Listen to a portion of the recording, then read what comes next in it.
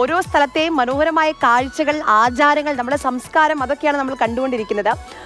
പൂക്കളം ഒരുക്കി തുടങ്ങിയ ആഘോഷം ഇനിതാ സദ്യയിലേക്കും അതോടൊപ്പം തന്നെ സദ്യ കഴിഞ്ഞ് ഓണക്കളികളിലേക്കും കടക്കാൻ പോവുകയാണ്.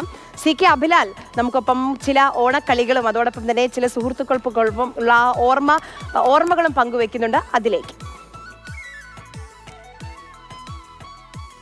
3 കുടുംബങ്ങൾ ചേർന്നുള്ള ഒരു ഓണാഘോഷമാണ്. വിശേഷങ്ങളൊക്കെ പോകുന്നതിന് മുമ്പ് ആളുകളെ ഒന്ന് പരിചയപ്പെടാം, ഇല്ലെങ്കിൽ ഈ ഓണം ഒരുപക്ഷെ കുളമായെന്ന് വരാം. ഇത് അഞ്ജലി, ഞങ്ങളുടെ മകൻ സാരനാഥ്. അനിൽ എൻ്റെ അടുത്ത സുഹൃത്താണ്.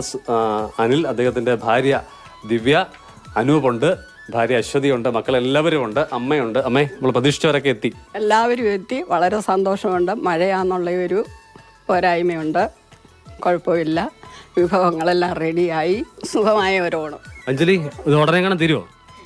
ഞങ്ങളിങ്ങനെ ചെയ്തുകൊണ്ടിരിക്കുന്നു. ഉടനെ തീർക്കാനുള്ള ശ്രമത്തിലാണ്. എല്ലാവർക്കും ഹൃദയം നിറഞ്ഞ ഓണാശംസകൾ. ദിവ്യ, ഈ നാട്ടിലെ ഓണമാണോ വിദേശത്തെ ഓണമാണോ ഭംഗി? നാട്ടിലെ ഓണം തന്നെയാണ് ഭംഗി.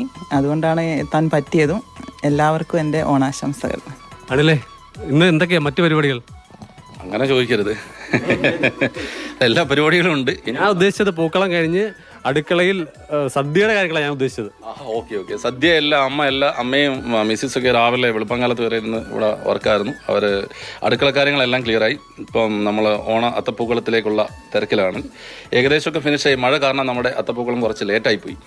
ഈ പൂക്കളം ഒരുക്കുന്നതിൻ്റെ പ്രധാനപ്പെട്ട കാര്യങ്ങളൊക്കെ ചെയ്തത് മക്കളാണ്.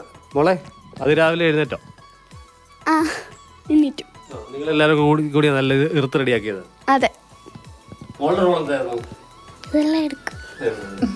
അനുവേ, നീ ഇപ്പൊ എന്തൊക്കെയാ എങ്ങോട്ടൊക്കെയാ പരിപാടി? ഞാൻ പണി ചെയ്തിട്ടുള്ള ശീലമില്ല, അപ്പൊ ചെയ്യിപ്പിച്ചിട്ടുള്ള ശീലമേ ഉള്ളൂ. അതുകൊണ്ട് ഇവരെ കൊണ്ട് ഇതൊക്കെ ചെയ്യിപ്പിക്കായിരുന്നു. പിന്നെ സദ്യ എല്ലാം റെഡിയാണെന്ന് പറഞ്ഞു. ബാക്കി കാര്യങ്ങൾ അനിൽ റെഡിയാക്കിയിട്ടുണ്ടെന്ന്. ഈ ജോലിയൊക്കെ ചെയ്തിട്ട് എങ്ങനെ തൃപ്തിയുണ്ടോ? പിന്നെ വളരെ തൃപ്തിയാണ്, കുഴപ്പമില്ല.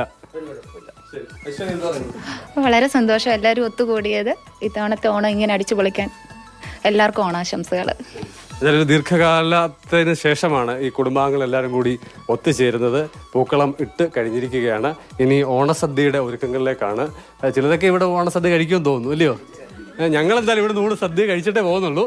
അപ്പോൾ ആണ് ഓക്കെ. അപ്പോൾ എല്ലാ പ്രേക്ഷകർക്കും മാതൃഭൂമി ന്യൂസിൻ്റെ പ്രത്യേക ഓണാശംസകൾ നേരുകയാണ്. CK അഭിലാൽ.